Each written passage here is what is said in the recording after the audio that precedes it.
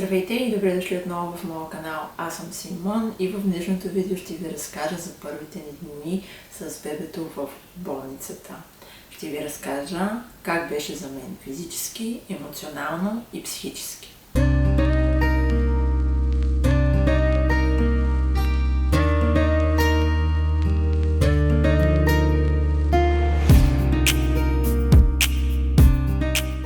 Ден 1 с бебето, 22 май 2024 година. Това е денят след раждането.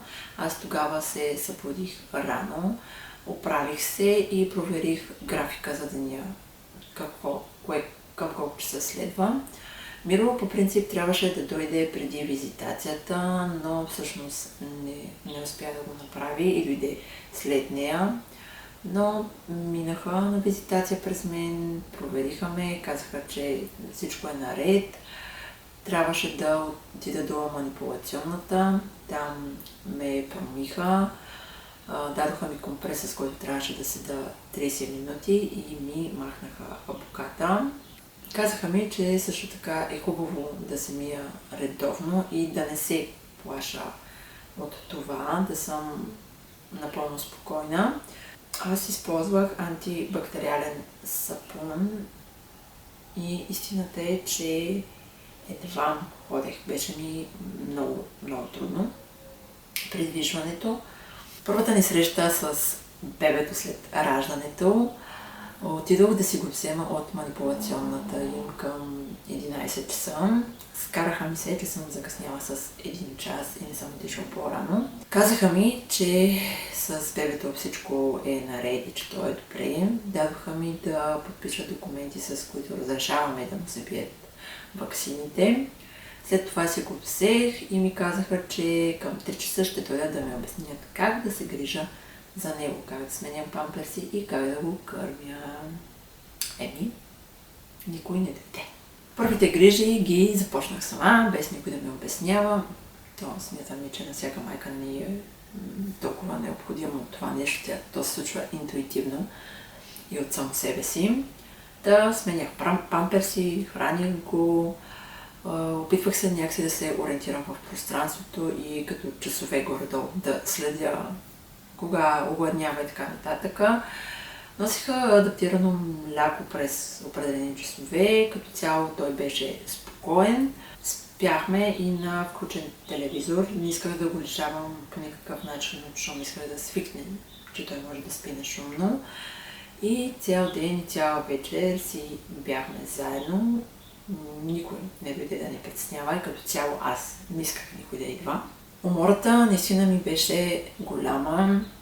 Знаеш, че близките ни и роднините искаха да ме чуват и да разберат как сме, но това малко ми идваше в повече.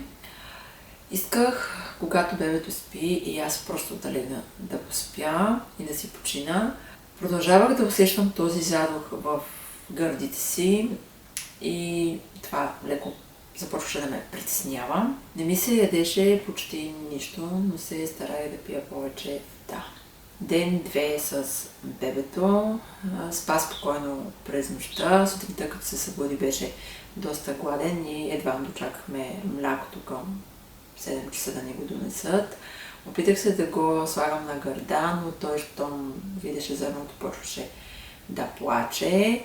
И в началото нямах абсолютно никакъв успешен опит с кърменето, но не се отказах. Към 7 часа, когато ни донесоха млякото, помолих акушерката, ако може да го изкъпе. Тя го направи набързо под мивката. След това не го намаза с солио, защото видяхме, че са му излезнали някакви пъпчици на гърба. Нахраних го, след това заспа и горе-долу спеше по 3 часа, събуждаше, сменях памперс, хранихме се и се гушкахме, седеше малко буден и отново се повтаряше процедурата и така ни минаваха дните. Моето възстановяване от 8 до 10 часа оставях бебето в манипулационната за прегледи и манипулации. През това време през мен минаваха на визитация. При мен всичко изглеждаше наред. Казваха ми само да отида в манипулационната, да ме промият и да ми дадат компреса, с който трябва да седа 30 минути. Аз не бях си платила за екип и лекар, който да изродят бебето. И затова при мен го направиха стажанти. Като цяло съм много доволна от отношението, което проявиха към мен. Стажанката, която ме шии, идваше всеки ден и проверяваше аз как се възстановявам. Нашите дойдоха някъде към обяд да ми донесат храна.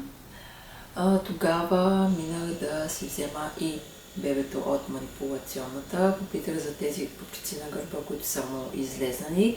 Казаха ми, че всъщност това е бебешко акне и е напълно нормално.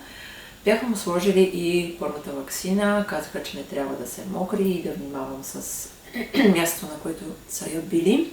Като се връщахме към стаята, показах бебето на нашите през прозореца и те го видяха. После вечерта Миро също мина през нас, дойде да ме види, остави ми и някакъв багаж. И заради ваксината, която бяха му били, според мен той беше по-неспокоен вечерта. Доста плачеше и като цяло искаше да бъде гушнат и просто го правихме. Просто се дотяхме и се гушкахме.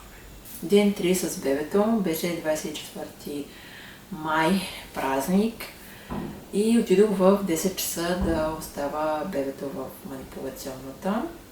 Минаха на визитация през мен, беше само сестрата. След това отидох в манипулационната, там не се налагаше нито да ми правят промивка и вече не се налагаше да седа с този разтвор, с този компрес 30 минути. Оставиха ми само разхлабващо хапче, защото няколко дни аз не бях ходила до тоалетната и искаха да видят дали всичко е наред с мен. Предния ден бях споменала, че всъщност усещам задъл в гърдите си и по-късно през деня дойде специалист, който ми направи ЕКГ.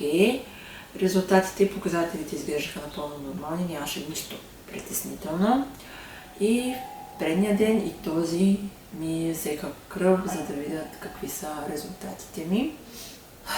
Нашите дойдоха, по-късно дойде и Миро и неговите родители. Бях страшно емоционална. Наистина исках да се разплача, исках да си поплача и някакси да ми мине цялото това напрежение, което усещах от престоя ми в болницата, от раждането и от всичко. Но някакси се държах и не плаках и всичко беше, нали, опитвах се да бъда, как да кажа, на ниво. Изведнъж осъзнах, че всъщност цялата отговорност и всичко лежи на теб за едно малко човече. Трябва да вземеш всички важни решения за него, трябва да се грижиш за него, трябва да му подсигуриш всичко необходимо. Ти си всичко за него, това е. Просто то разчита на теб и нямаш никакъв друг избор. Трябва да си силен и всичките тези емоции, стрес, напрежение ми идваха малко в повече. И умората, също си казваше думата. Видяхме се за малко, поговорихме си, после трябваше отида да взема бебето. Тогава от пътя от манипулационното до стаята го видяха всички през прозорчето и след това се прибрахме в стаята си. Кърменето, млякото ми беше дошло. Гърдите страшно много ме боляха. Опитах се да се цедя с ръчна помпа, но не го правих правилно, защото това много ме измаряше и нищо не ми се получаваше в лицето. Давах кърма от шише, когато се опитах да го слагам на гърда, малкият плачеше и просто не искаше да засуче. Стана ми много мъчно. Тогава си поплаках. После, когато ни донесоха млякото, помолих акушерката, ако може да ми помогне, да ми покаже как да се случват нещата с кървенето. Като цяло нещо не се получи. Каза ми да отида в манипулационната малко по-късно, за да видим там как ще се случат нещата. Когато отидох в манипулационната при акушерката, за да ми помогне с кърменето, всъщност смените вече си бяха сменили, т.е. беше друга акушерка. Тя страшно много ми се сопна и ми се скара, че аз отивам чак на третия ден, за да попитам за кърменето. Както и да е, тя ми показа в манипулационната, нещата се случиха, малкия засука, поуспокоих се, случеше определено време, след това се преместих в стаята, той отново започна да плаче, не искаше да захапе зърното и някакси леко бях започнала да се отказвам, но се надъхвах и продължавах. По-късно акушерката дойде в стаята, изкъпах го, почисти му пъпчето, след това хапнахме и двамата и си легнахме да поспим.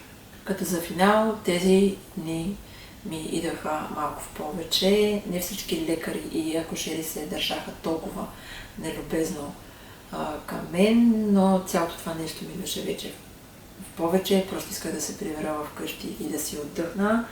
Грижих се за бебето сама, като се опитвах цялото ми внимание да бъде насочено към него.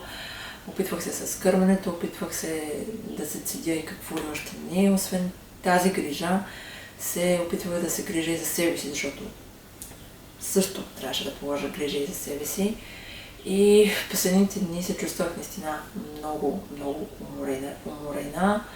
Миро, когато идваше да ни вижда, казваше, че всъщност аз съм се движила и съм изглеждала много по-зле от жените, които са родили секцио.